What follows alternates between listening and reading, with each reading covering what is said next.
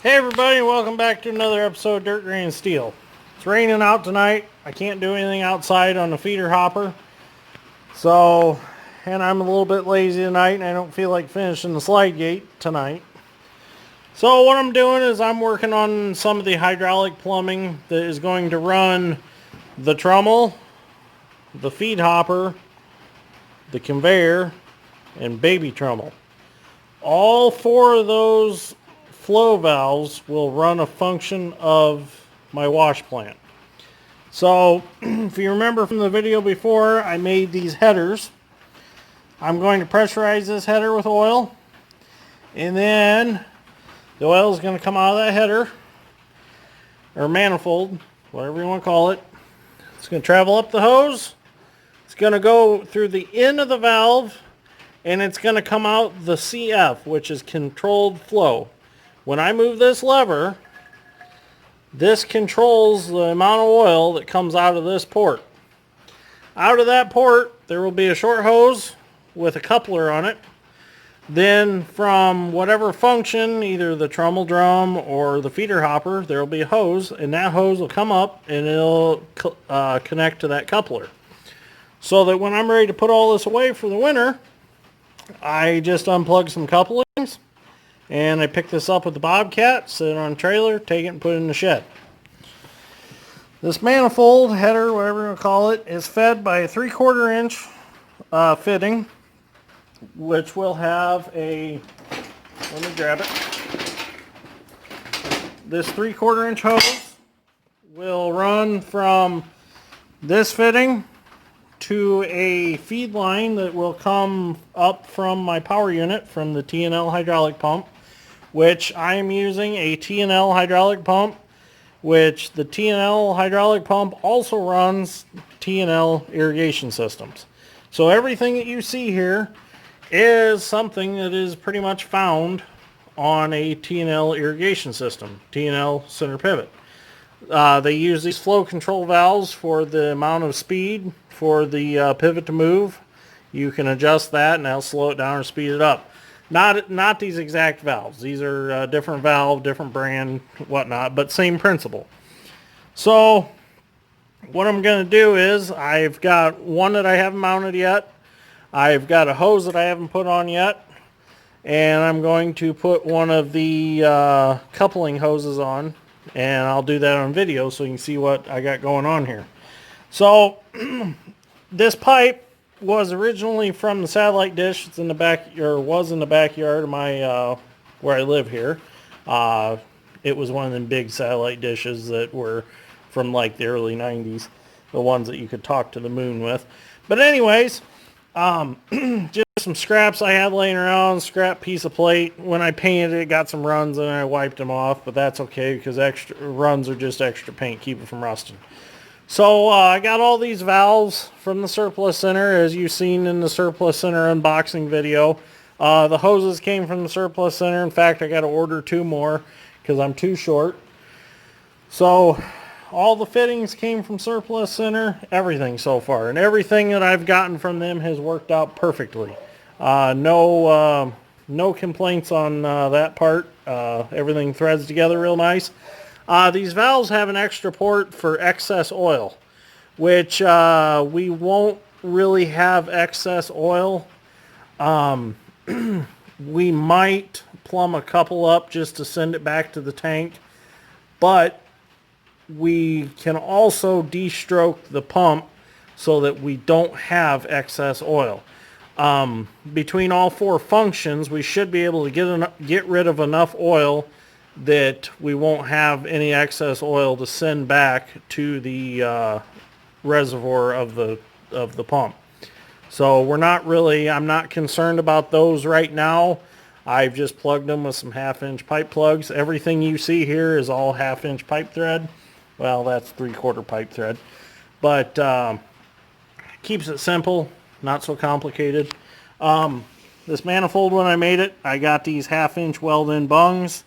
I just welded them in, capped each end of this tube. Everything's sealed up, everything pressure tested out, so I'm happy with it.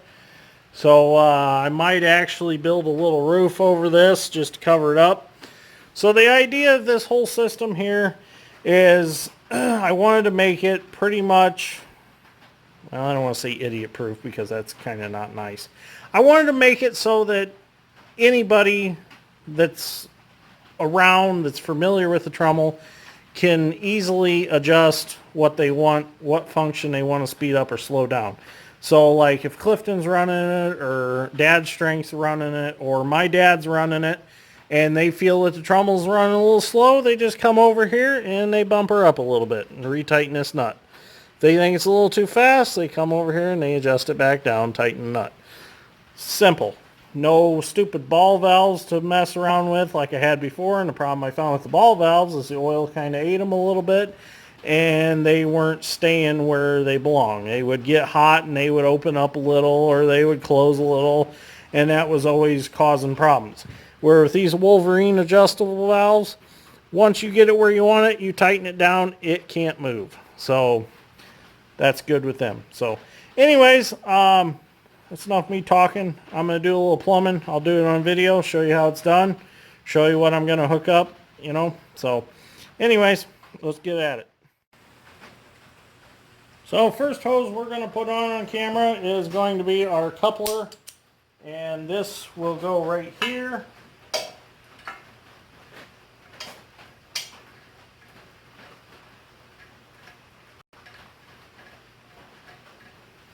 And then there'll be a corresponding hose that'll run up from the trommel or whatever we want that to be fed with oil. Take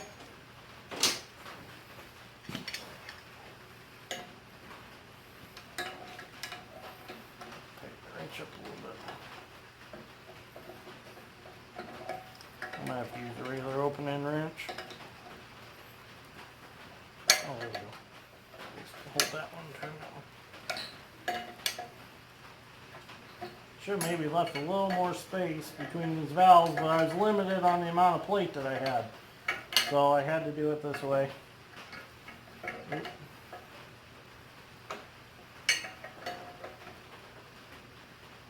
There we go. Okay, so now this is hooked up. So now this will plug into a corresponding hose that will come from the trommel or feed hopper or whatever. So we got that one. Now we're going to run, make sure the camera can see this. Now let's see, adjust you down a little bit. Okay. Now we're going to put a little bit of sealer on our thread in here. I just use some regular pipe thread compound, works pretty good. It says it's rated for oil, so we're good. We'll put quite a bit on here. Make sure that she's good and sealed. And the nice thing about this stuff is if you ever want to take this back apart, it assures that your threads don't rust and stuff comes back apart easy. So get a little on there. I don't like to get my brush too wet with it, because next thing you know you got too much and you're getting inside the hose and everything else, and you don't want that. So now we're going to come out of the bottom of this valve with this one.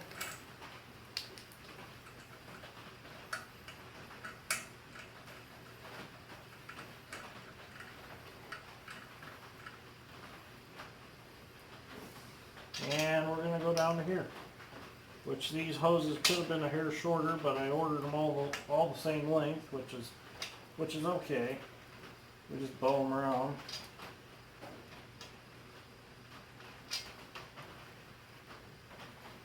Which, the nice thing about it is if one blows out, you don't have to have two different size hoses. You just have all the same sitting at home. Makes life a lot easier.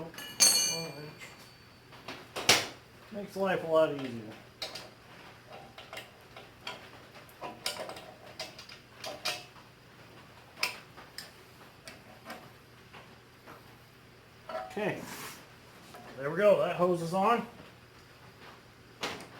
Now, let's make sure the camera's where we want it. Now let's mount a valve.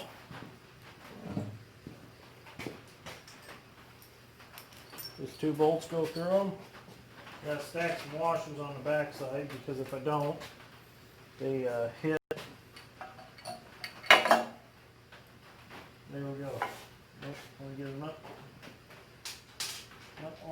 washer.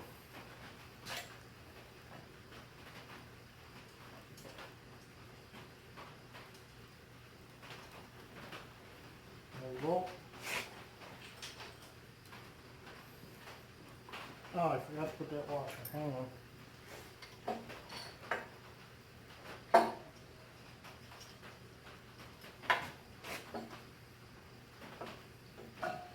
Got to do it while it's off because I can't spin it far enough to get the washer on the back side.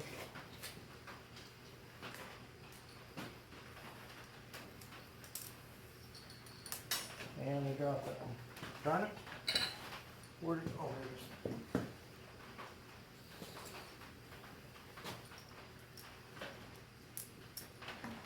Okay. There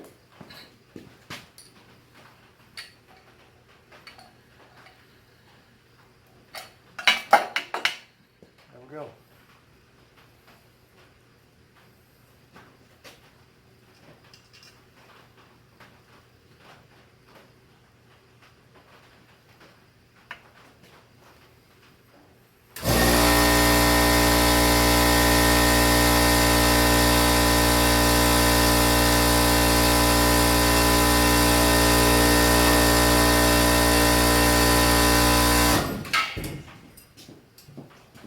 Of course, the air compressor would kick on partway through my video. It's embarrassing.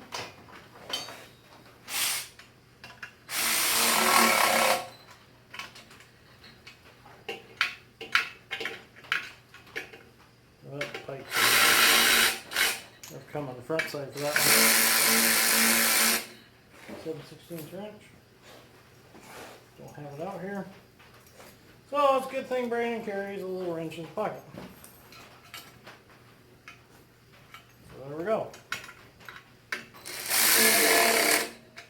Okay, so there you have it. I just got to put a few more hoses on, but you all get the concept of what's going on here and how it's all going to work. So I'm going to get the rest of the hoses. I need to order a couple tonight, and then it'll be fully assembled. So anyways, thanks for watching. If you like this episode, give me a like and a subscribe. Greatly appreciate it.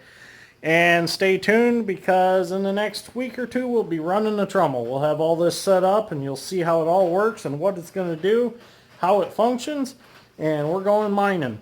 So anyways, thanks for watching and I'll see you on the next one.